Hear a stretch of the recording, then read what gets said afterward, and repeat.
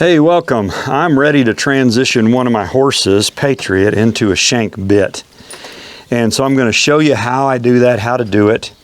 And first of all, I want to explain to you the difference between a snaffle bit and a shank bit. And I did a series of videos about 6 or 8 months ago, about 4 or 5 of them on different kinds of bits and how they work. So if you're not pretty familiar with it, I recommend that you go back and watch those videos. And I show different types of bits and things, but this is just a basic snaffle bit. It's called an O-ring snaffle. When you pull on a snaffle bit with the rein, this is a simple 1-to-1 pressure. You pull 1 pound, the horse feels 1 pound. 1 pound, 1 pound, that's what they feel. The only pressure he feels is on his mouth. Now, it can vary a little depending on where your hands are, but there's only one pressure point on a snaffle bit. A shank bit, however, has 3 pressure points. And that can be scary to a horse if he's not familiar with it.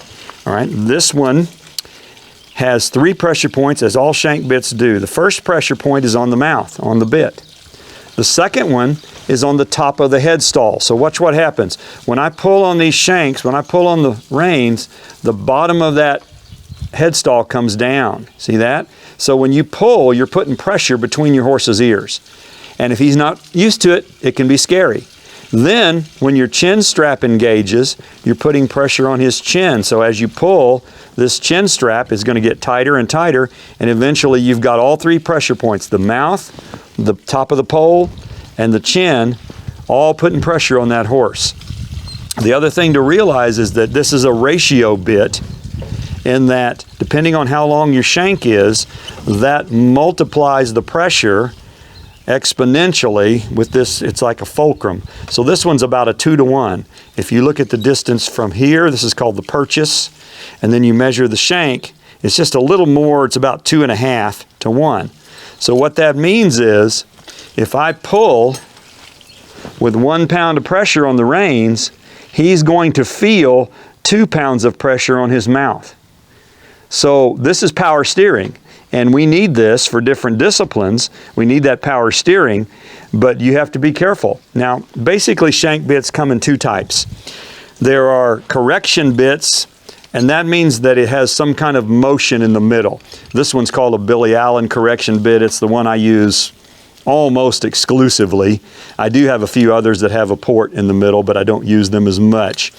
And so you can still move just one side. Another, and these are typically called curb bits. Another shank bit would be one like this one that is all one solid piece. It's all together.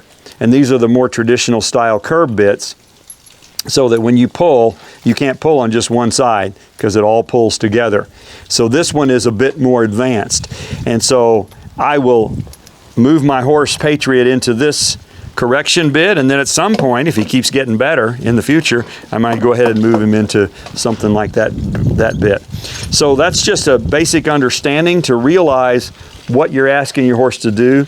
And I'm going to show you in the next video what the horse needs to know before you put this in his mouth. Because if you do it prematurely, you will scare him and you'll teach him bad habits. All right?